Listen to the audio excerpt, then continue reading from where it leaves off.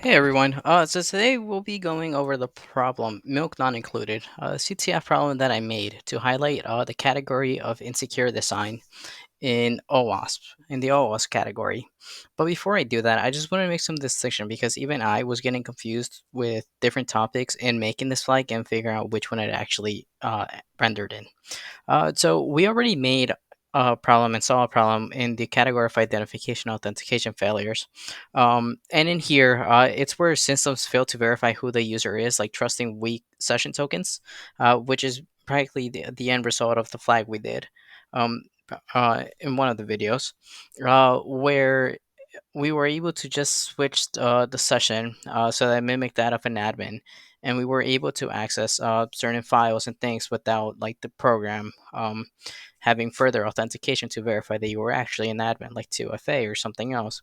Then you have broken access control that occurs when protection exists, but attackers can bypass them to gain unauthorized access. And then insecure design, which is the key of this one. It's a flaw in the system logic where an app trusts something users can tamper with. So in here, it's the insecure design problem in here. Trust the session cookie to determine roles without verifying it on the server side. So I just hope that clarifies the distinction between identification, authentication failure category, insecure design, and bogus access control. So with that in mind, let's start. So let's start by inspecting.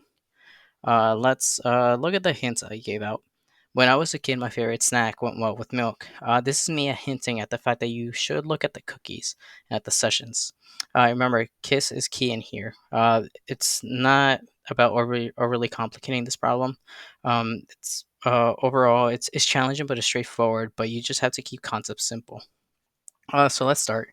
Let's sign in with the user and then just user pass. I messed up. Sorry, user pass. Okay, there we go. So yeah, when you're rendered to the page, you get welcome user, and one of the hints was hinting at looking at the cookies. So if we look at the cookies, we see this big numeric text. Um, so this is definitely encoded in something. What it is, basically for SHA-1, no, it's coded in hex. So what we have to do is decode this. I already have a head start with that. So what I did was just ran a quick script to decode it. So just decoding the big numeric string into hex code and into actual representation. And then the rest parts we'll get into deeper. So I'll just run it. Okay, I ran it. And if you see, the first thing we get is this. Um, that comes from here. Okay, so I'll just paste that for understanding.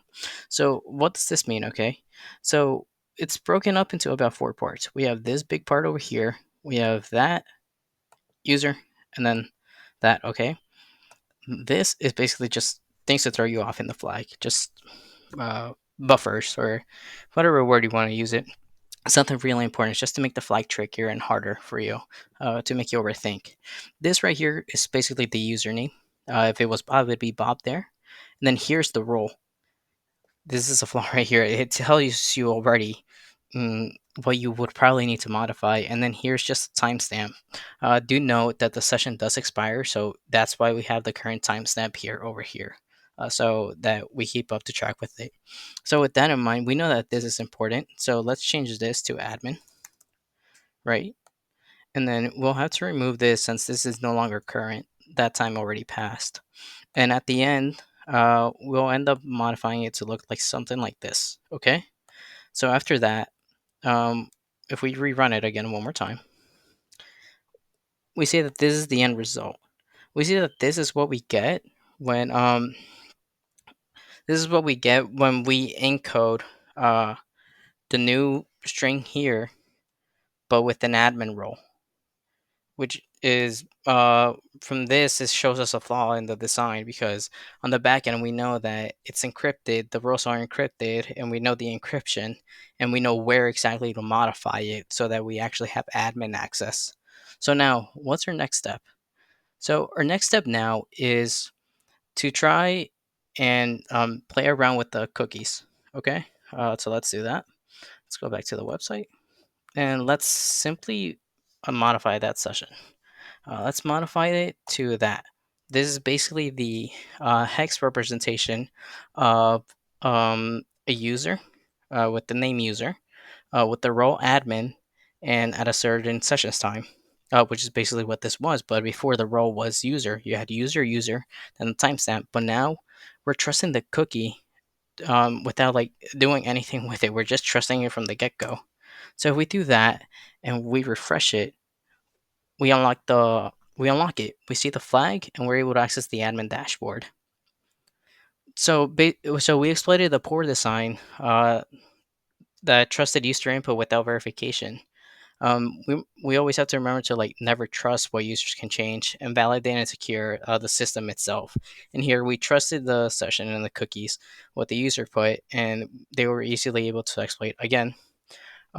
This is different from other categories such as identification authentication failures, because those is when systems fail to verify who the user is, like trusting weak session tokens. And here with the insecure design, it's a flaw in the system's logic where the app trusts something the users can tamper with. And this is something they were able to tamper with, where in the identification authentication failure, um, it was more at the fact that it wasn't just this. There was a failure in the overall create authentication process. There was authentication, but there was just a flaw in it. So that's the distinction. Um, thank you.